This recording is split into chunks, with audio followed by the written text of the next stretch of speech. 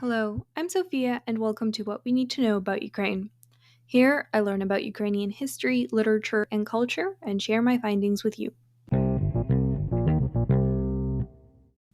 Today's episode is about the executed Renaissance, a generation of Ukrainian writers, poets, and artists targeted and often killed during the Soviet Great Terror. First, let's understand what is the executed Renaissance. The executed Renaissance was the generation of Ukrainian intelligentsia, meaning intellectuals, who were writers, philosophers, artists, poets, and musicians that were mostly destroyed during the Great Terror in the 1920s and 1930s.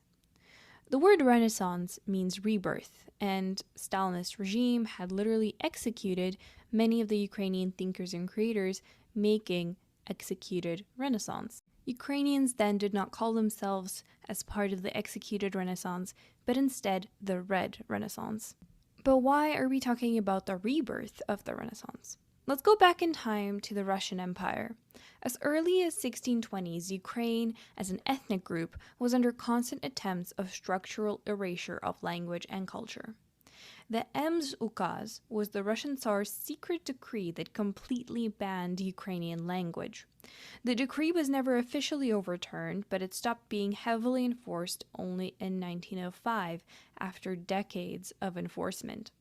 Ukrainian literature, music, theater, art, and culture started to grow once again after the decades-long prohibition by the Russian Empire to use Ukrainian language in books, writing, church, music, theater, etc. The repressions of Ukrainian intellectuals started as soon as Ukraine was back under Moscow's rule. And even while there still was the Ukrainian People's Republic, it was constantly attacked by the Russian Republic. So this was just 12 years after Ukrainian could legally be used again. The generation of writers and creators that brought back Ukrainian language and culture, as well as started working on new philosophical ideas, were the generation of authors once again killed and silenced in the 20s and 30s. They are all members of the executed Renaissance. There was strict censorship of texts, so most books were hard to understand if the reader doesn't know anything about the time period or the place the authors lived in. They didn't write in a straightforward way, so paying close attention to detail and some knowledge of Ukrainian history during the Soviet times will really help with understanding the texts as well as reading between the lines. But most of the works, if not all, did not pass censorship anyways and were banned. So some authors were published abroad in Poland, for instance, or self-published secretly, but that didn't make them any more safe, and they were still prosecuted. Writers were arrested for the same reason, creating something unique. But the reasons on official documents were all different. Some were arrested for carrying out counter-revolutionary agitation, some for Ukrainian nationalism, some for a want to create an anti-Soviet center in a completely different city, some for being spies, etc.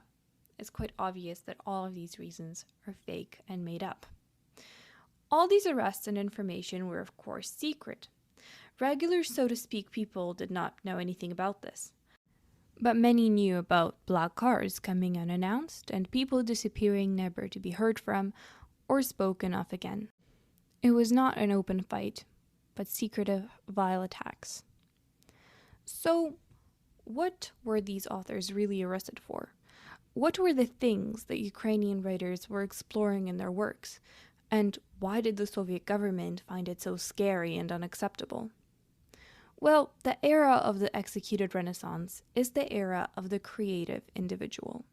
This concept entered into conflict with the totalitarian regime of the Soviet Union, even though it did not aim for the confrontation.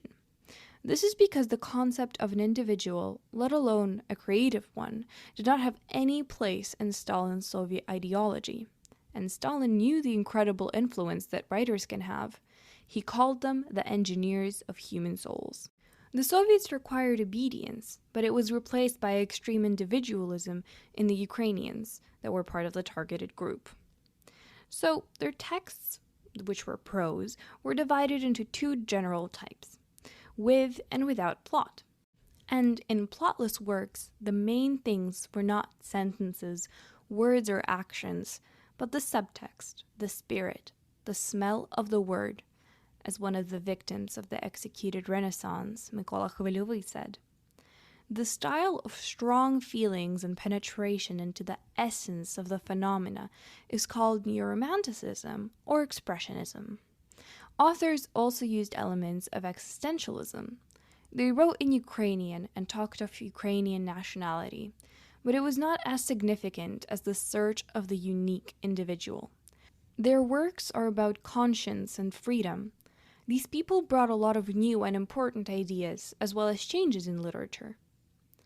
To sum up, the main components of the worldview of the newest elite were rebellion, independent thinking, and sincere belief in one's own ideals. They were mostly intellectuals who bet on the individual and not the general mass, like the Soviet Union did.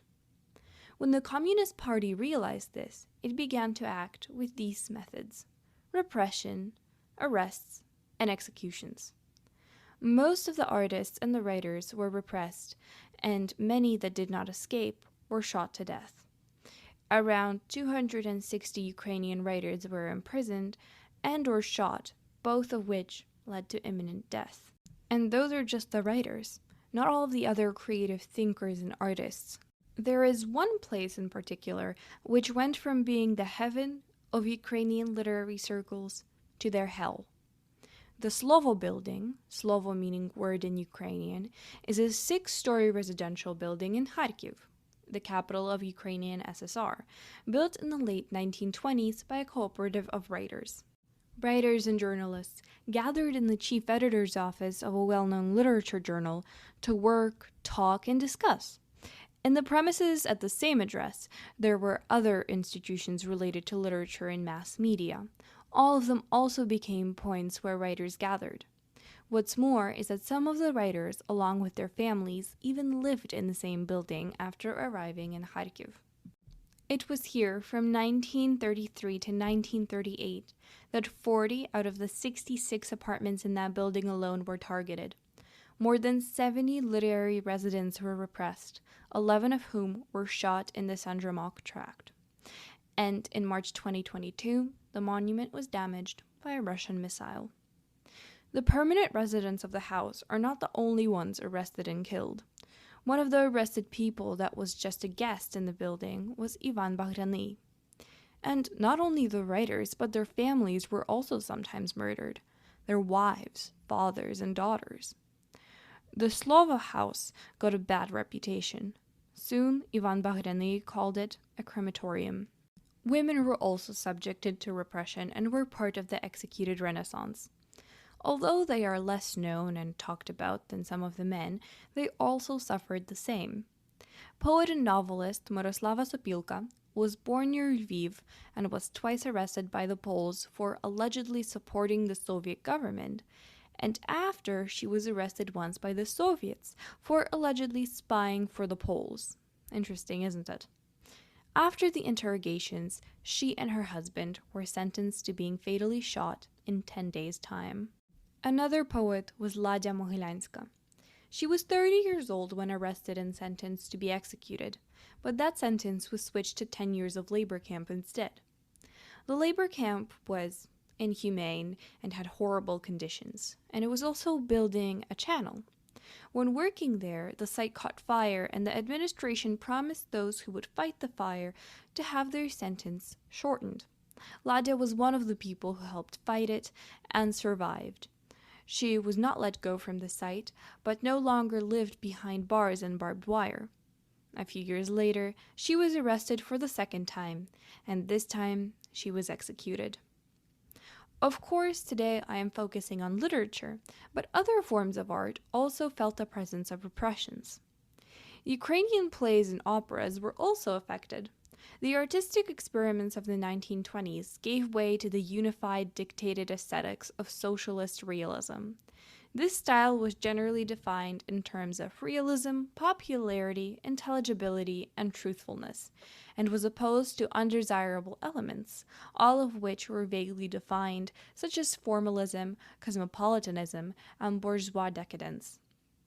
Strict rules were set as to what was and what was not allowed on stage. Having monopolized the right to the truth, the Stalinist leadership imposed an extremely poor understanding of culture and society, reducing all of its richness and variety of functions to serving the political goals of the government. This had a negative impact on cultural processes in Ukraine, complicating and distorting them. There are 3 books that I will recommend you read from 3 different authors of the executed Renaissance. The first is called I Romance, Я романтика, by Mykola Khvylovyi. The main character is a person with no name. And does that mean no soul, no individuality? In honor of an abstract ideology, he must kill his mother. But is it worth it?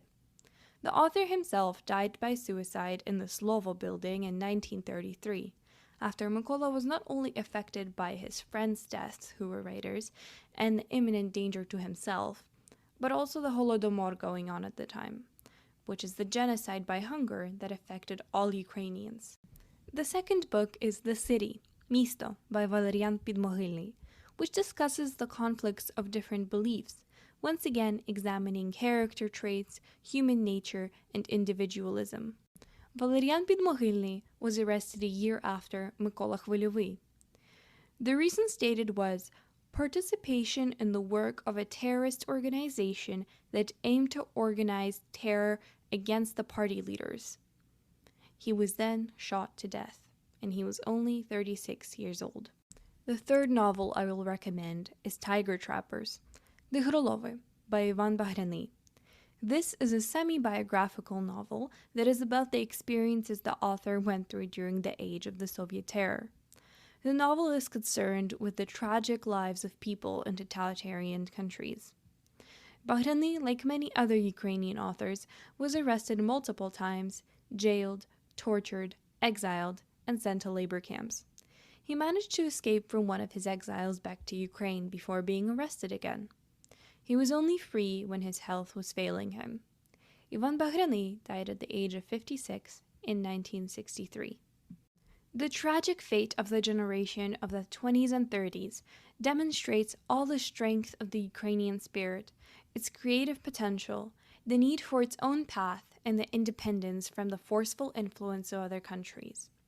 Cultural development took place under the conditions of complete idealization of the entire society, mass repressions, persecutions of dissidents, especially the intelligentsia.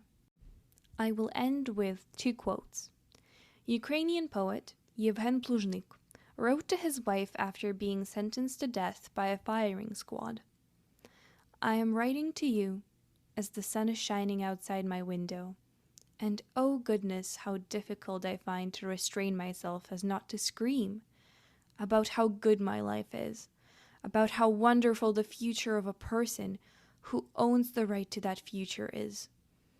I am sending you a kiss, my dear, and ask that you remember the date of this letter as a date of one of my best days. And Mykola Khvylovyi said, we must immediately take to the side of young Ukrainian society and forever put an end to the counter-revolutionary idea of creating a Russian culture in Ukraine. So let us, in the 21st century, follow his advice. Thank you so much for joining me today, and this is what we need to know about Ukraine this week.